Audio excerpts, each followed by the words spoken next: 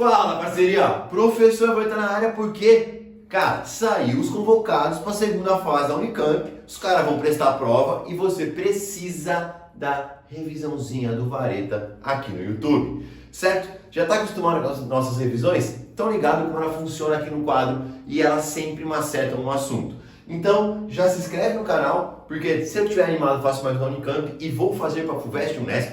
Ó, estão dizendo aí que o Coqueiro vai vir gravar alguma coisa sobre história. E eu quero comentar com você como é a prova de geografia na segunda fase e comentar os principais temas que caíram nos últimos 5 anos, certo? Já se inscreveu? Curtiu o vídeo? Então vem com o pai moleque pra lousa. Vamos lá, galera. Cai um pouquinho mais de geografia geral do que geografia do Brasil na segunda fase da Unicamp. Porém, o que mais me chamou a atenção é como a Unicamp é uma prova atualizada. Assuntos desse ano tendem a aparecer nessa prova. Então, é uma prova muito ligada aos temas atuais, tanto nacionais quanto internacionais. Isso faz pensar nas questões dos Yanomamis, não coloquei aqui, na questão dos dados divulgados pelo censo, no que tem acontecido no conflito Rússia e Ucrânia. Há 2 anos atrás, um ano antes do conflito, né, na prova de janeiro, antes de começar o conflito, caiu a Ucrânia falando da questão da Crimeia, certo? Então todos esses debates atuais tendem a cair.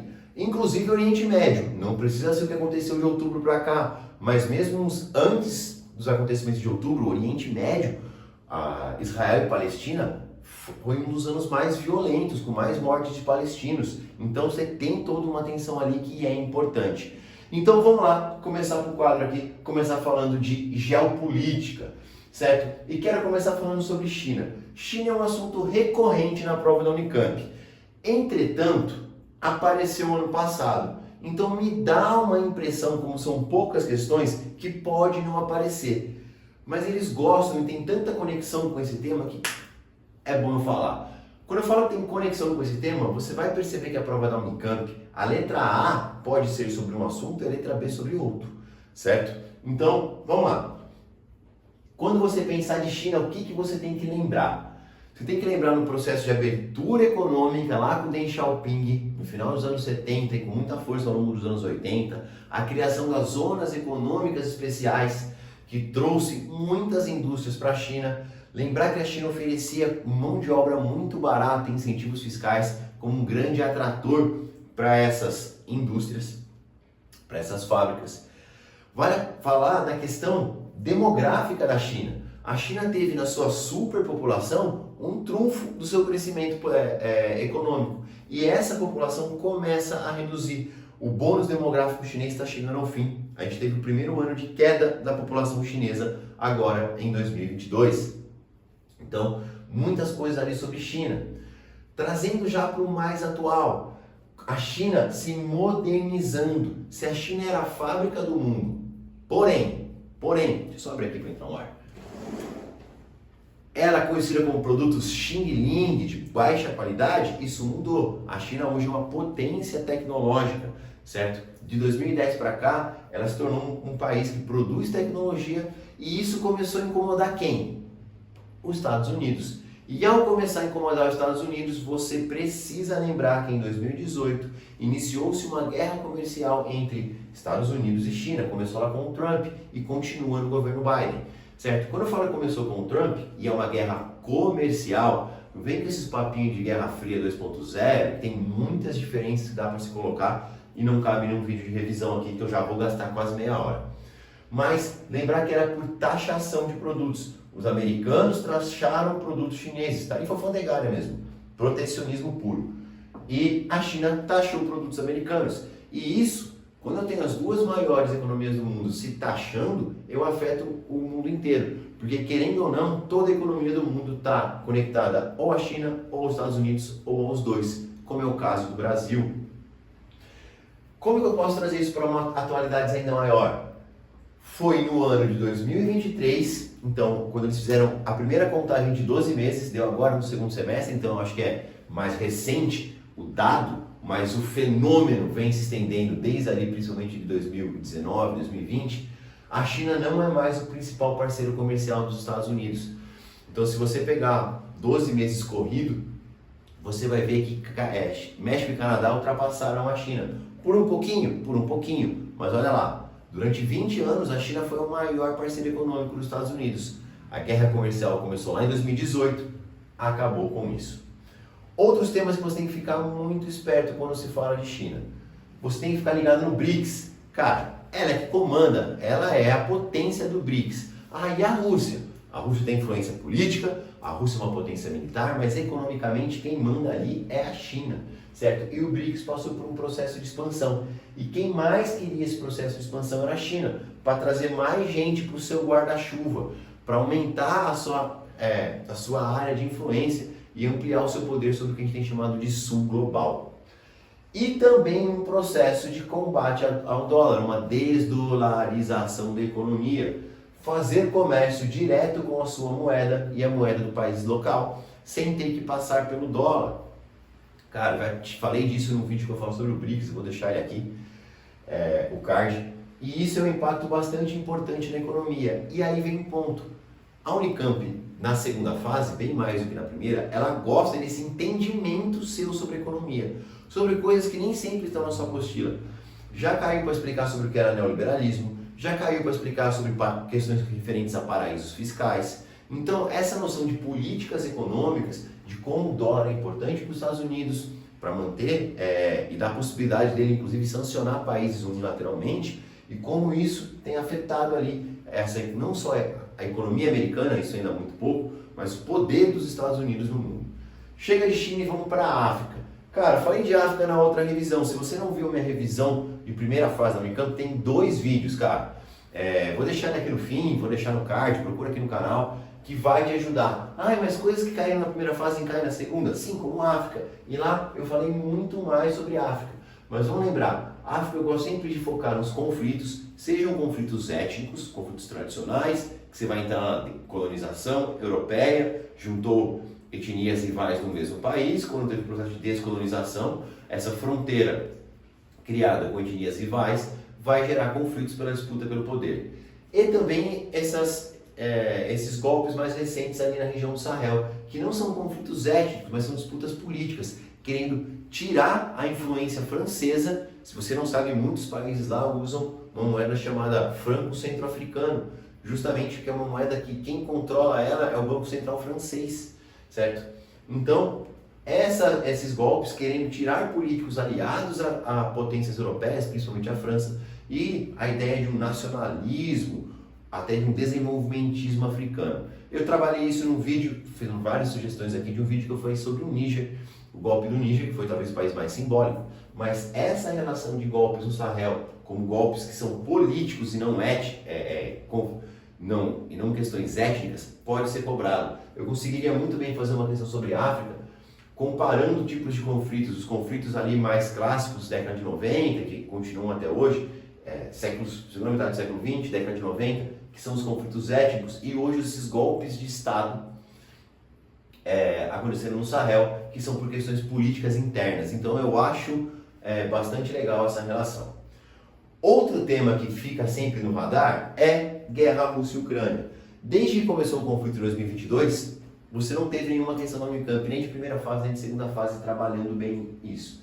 Então, fazer correlações com a Guerra Fria, relacionar a Ucrânia e Rússia no período de Guerra Fria, mostrar hoje que, querendo ou não, esse conflito fez um racha de novo entre Rússia e Ocidente, tentar trazer os impactos econômicos que tiveram aqui, tanto na questão dos combustíveis, pela Rússia ser um grande produtor de petróleo e gás natural, da condição dos alimentos por causa da Ucrânia e da Rússia, como isso levou a um aumento inflacionário no mundo, ligando com a economia, com política econômica. Dessa forma você tendo que aumentar os juros para conter a inflação, e isso dificulta o crescimento econômico. Então essas relações de economia eu acho bem legal e é um tema que pode ser explorado aqui. Hoje tem patrocínio pago por mim mesmo, do Gatorade. Treinei agora há pouco. Vamos lá. Sair da parte de geopolítica e vou para a parte de economia, que são partes que se conectam. Quando você pensar em economia, eles gostam do tema de indústria, tá? Cara, ano sim, ano não, cai a indústria e é uma aposta minha para esse ano, muito ligado à modernização, à globalização. Pensa assim, ó, como que a tecnologia modificou a indústria? E você pode falar que no primeiro momento, a tecnologia aí, ao longo da segunda metade do século XX possibilitou o surgimento das transnacionais e tirou as indústrias e reduziu a produção industrial nos países centrais e mandou para o Sudeste Asiático, América Latina e vários países. Mas hoje se fala da quarta revolução industrial, a ideia da importância dos dados, certo? Os dados como o novo petróleo, a inteligência artificial. Então, quem controla essa tecnologia, controla essa indústria, que é justamente a principal forma de lucro nos dias de hoje, essa produção mais tecnológica, certo? A produção de informação. Hoje, muitas indústrias da indústria 4.0, Google, não é produto físico, Meta não é produto físico. Então, tá ligado a esse avanço tecnológico. Então, dê uma olhadinha em quarta revolução industrial. Indo para a economia, cara, a FUVEST também gosta bastante desse tema, que são fontes de energia. Porque fontes de energia, você pode trabalhar tanto questão crua de fontes de energia, de falar de carvão mineral, falar de petróleo, energia nuclear, prós e contras, e isso tem que estar na ponta da sua língua, o porquê que você tem, o que tem de pró na termoelétrica, o que tem de contra na energia hidrelétrica, na energia eólica, na energia solar, ter essa noção. Porém, tentar conectar isso com o aquecimento global, com uma questão de descarbonização. Apareceu isso há poucos anos.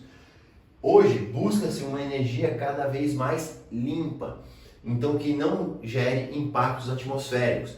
Por isso, o aumento da produção de energia solar, o barateamento disso, a busca por se utilizar mais, como posso falar, biocombustíveis para automóveis do que derivados de petróleo. Então você tem essa busca e sempre pensar em o que tem de pró, o que tem de contra.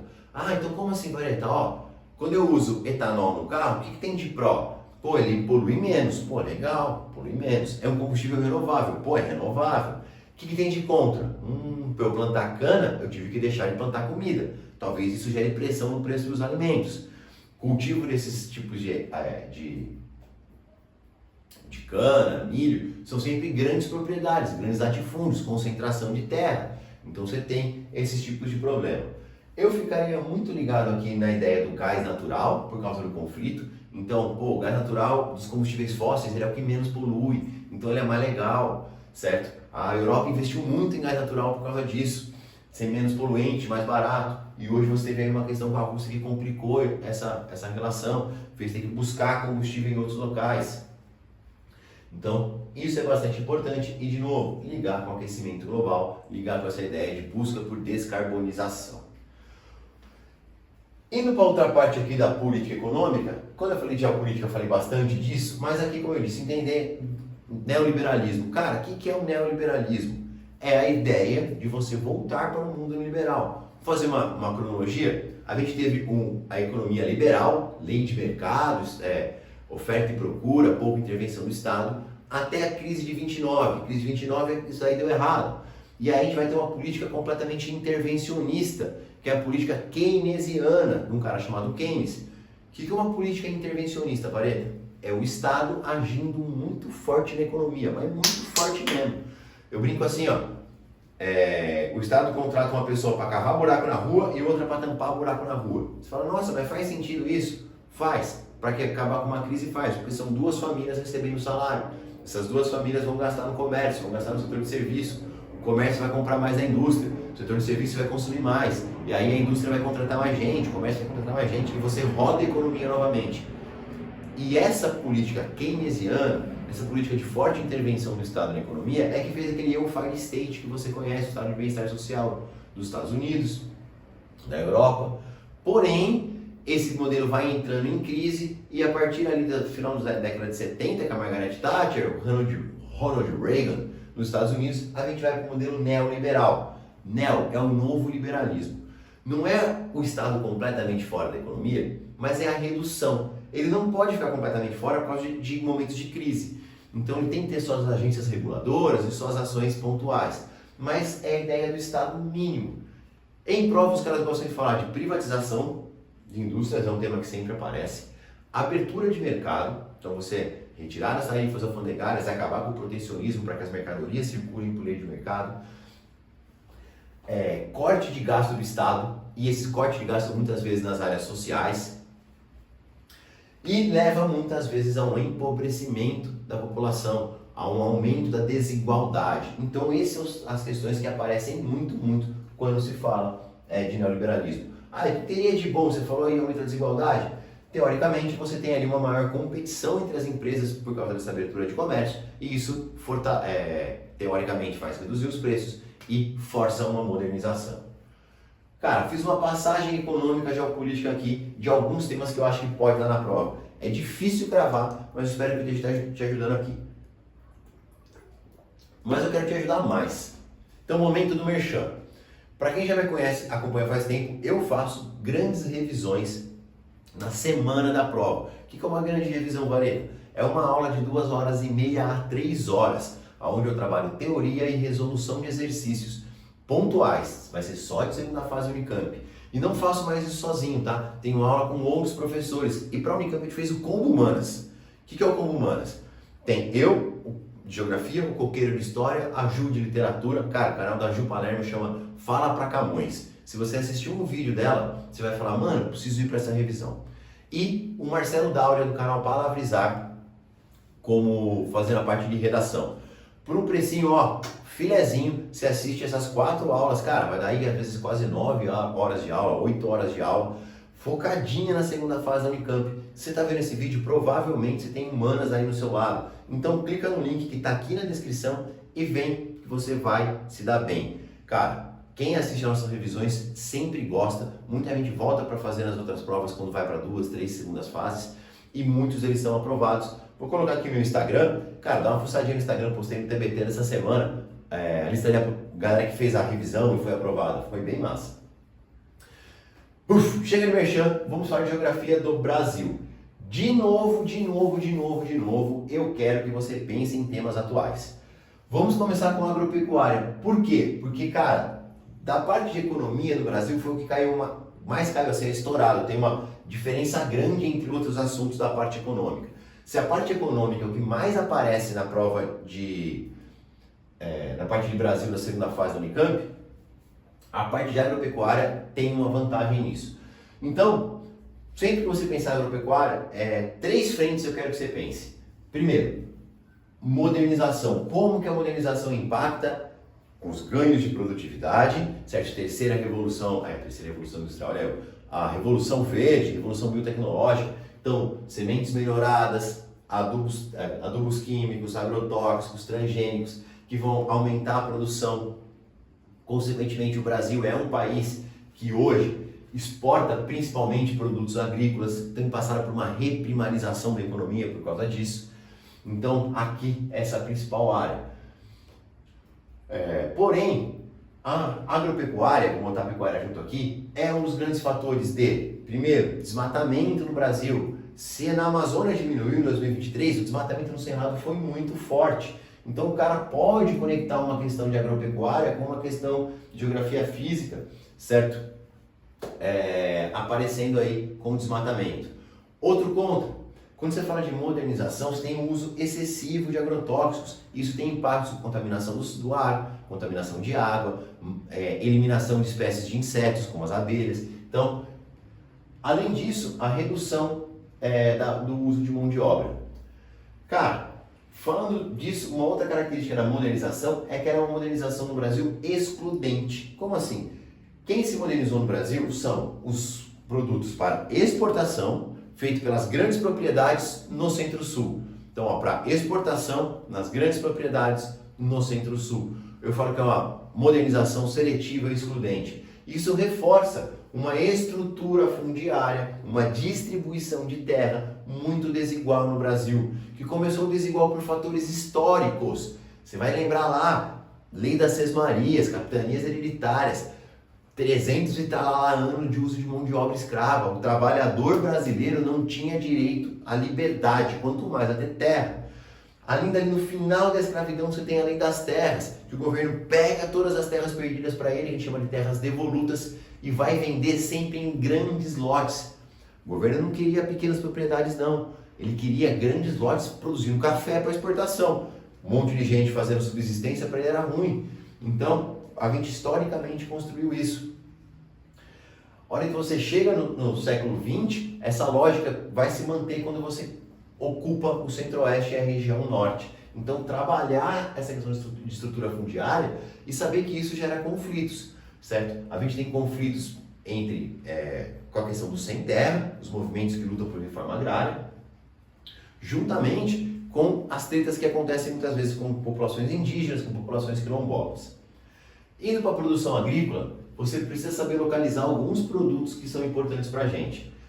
Pensou em soja? Eu quero que você pense no centro-oeste. Porém, o principal estado é o Mato Grosso, seguido de Paraná e Rio Grande do Sul. Grandes produtores de soja, principal produto brasileiro. Outro produto importante, milho. Centro-oeste é forte, sudeste é forte, a gente tem milho mais espalhado, mas é algo que a gente planta bastante. Terceiro, cana-de-açúcar. Estourado em São Paulo, a principal área produtiva, porém o Nordeste também tem sua capacidade produtiva, tem um pouquinho lá no Centro-Oeste também. Café não é mais São Paulo, rapaziada. Café é Minas Gerais, Espírito Santo, são as principais áreas produtoras. Você vai encontrar um pouquinho aí em São Paulo, região de Franca e tal, e talvez ainda ache um pouquinho no Paraná. Dá para falar também da laranja que é muito forte no nosso estado de São Paulo.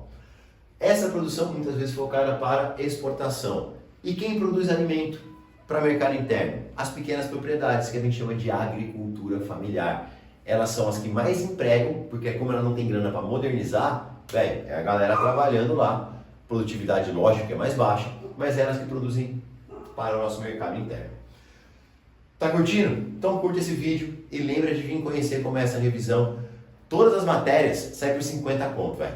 Você pode escolher, eu quero só fazer literatura, eu quero só fazer geografia. Você pode, mas o combo com todas as matérias, 4 aulões, cara, quase 12 horas de aula aí, mano, 50 conto. É muito barato. Vamos lá. Geografia física é básico em qualquer prova que você for fazer. Aqui, tanto as questões de clima do Brasil, você precisa conhecer os tipos climáticos brasileiros, saber reconhecer as características, reconhecer eles nos mapas, ação das massas de ar, e das massas de ar, muita atenção à massa de ar tropical atlântica, que é aquela que vem do oceano e provoca chuvas no litoral paulista, litoral ali da Bahia, até Santa Catarina. Por que eu estou falando isso? Alguns anos atrás, teve uma questão sobre desmoronamento, ligando chuva e relevo, processos erosivos. E a gente teve lá em São Sebastião, se você fez a prova da FUVEST, caiu uma questão dessa. Então, isso pode ser ligado, esses relevos de encosta que a gente tem, com grandes quantidades de chuva e sempre lembre disso, uma ocupação desordenada, não é só um problema natural, certo? Tem a ocupação do homem fazendo tudo piorar, e isso causando os grandes desastres. A gente tem acontecido muito disso. Liga esse a clima também a ideia do El Niño e esse excesso de chuvas que a gente está tendo no Rio Grande do Sul e Santa Catarina, com muitos desabrigados. A Unicamp vai gostar de trabalhar com isso daí. É atual, trabalha a questão social, porque quem é mais afetado normalmente é a população mais pobre, e você consegue falar tanto de clima, quanto de relevo, quanto de urbanização e problemas urbanos como enchente. Você consegue conectar temas, carinha de Unicamp. Atual, uma questão atual, uma questão crítica, que vai falar da ocupação urbana desordenada, dos problemas urbanos, e que junta mais de um tema. Mano, eu chutaria nisso aqui. Não vou falar nada de El Niño. Quase todas as revisões que eu gravei para a Unicamp, primeira fase FUVEST, Unesp, eu falei que ia cair El Niño, esse negócio quase nunca cai, e tô ficando bravo. Mas se cair, você sabe que é El Niño, tá tranquilo. Se você não sabe, escreve aqui, eu não sei. Eu te mando 2 vídeos sobre El Niño, um sobre mais geral e um sobre esse fenômeno desse ano. Vamos lá, último tema. Cara, população. Quando você fala de população indígena, de povos originários, tem aparecido mais em história, mas fica ligado nisso por causa da questão dos Yanomamis em janeiro com o garimpo. Então você pode falar como o extrativismo vegetal em áreas de reserva indígena causou ali uma crise humanitária. Lembrar que onde tem reserva indígena são áreas mega preservadas e essas invasões causando esses impactos. A Unicamp sempre gosta de trabalhar muito com questões de desigualdade. Na primeira fase ela fez o que é o clássico, trabalhar com segregação espacial, socioespacial, com problema de moradia. ela vai trazer essas diferenças. Podem ser entre brancos e negros, podem ser entre homens e mulheres, podem ser entre ricos e pobres, sua classe social, mas ela gosta de jogar esses dados para você como uma prova crítica, para você analisar as causas e consequências desse fenômeno. Saber que a gente mora numa sociedade muito desigual, essa desigualdade precisa de uma ação do governo, você precisa de uma ação coordenada para a gente reduzir isso. Então, trabalhar, entender como isso pode aparecer. Tem muitas possibilidades, mas aí vem da sua interpretação e da sua gama de conhecimento. A Unicamp gosta de um aluno antenado. E galera, o censo. O censo veio com dados que surpreenderam todo mundo, com um menor crescimento demográfico do que a gente esperava, somado a uma redução de população em 9 capitais, então um processo de desmetropolização, mais ligado à urbanização, mas vale colocar aqui. Essa queda gigantesca que a gente teve na nossa taxa de fecundidade, que está alinhado ao custo de vida, mas teve impacto da pandemia, das pessoas com medo de engravidar naquele período, certo? Por ser grupo de risco. O empobrecimento da população pós-pandemia, você sabe que o custo para criação de um filho é muito caro, então fez as famílias pensarem que querem ter um filho ou não, muita gente perdeu o emprego. Então esses impactos demográficos, cara, ele pode trazer com tabela, pode trazer com pirâmide etária, pode usar esses dados demográficos para você. Lembrar da transição demográfica, certo? Ah, o que é essa transição demográfica? Pô, tem menos filhos porque o custo de vida é mais alto, as mulheres estão no mercado de trabalho, os métodos contraceptivos, isso vai levar um mais rápido envelhecimento da população. E esse é um tema que eu gosto de trabalhar nas minhas revisões com um pouco mais de aprofundamento. Certinho? Então, mas fica ligado com dados do censo. Outra coisa, demorou para acontecer esse censo, né? Pode ter uma questão crítica. Lembre que o censo é importante tanto para que o governo faça políticas públicas, certo? Eles fazem políticas públicas baseadas em dados e os dados são colhidos pelo censo. O censo era para ser em 2020, teve pandemia. 2021, o governo não se parou o orçamento. 2022 também não ia ter. Foi o Supremo Tribunal que entrou com uma ação e obrigou a realizar. E o setor privado também. Imagina que eu sou um magnata e quero abrir um shopping. Em que cidade eu vou abrir um shopping? Eu preciso de dados de população, de crescimento daquela população, de renda per capita daquela população, para saber se eu invisto ou não. Então esses dados, eles norteiam tanto as políticas públicas quanto investimentos privados. E o atraso no censo gera esse tipo de problema. Era o que tinha um pouco ali na charge da questão da Unesp. Fechou? Se você quer uma revisão muito mais aprofundada, cara, clica no link e vem conhecer o trabalho que a gente faz. Já é um trabalho feito há alguns anos.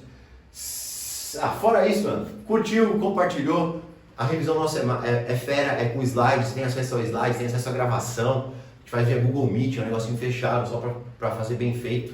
E é isso, respira fundo, foca na segunda fase, que esse é o seu ano, e bora pra facu.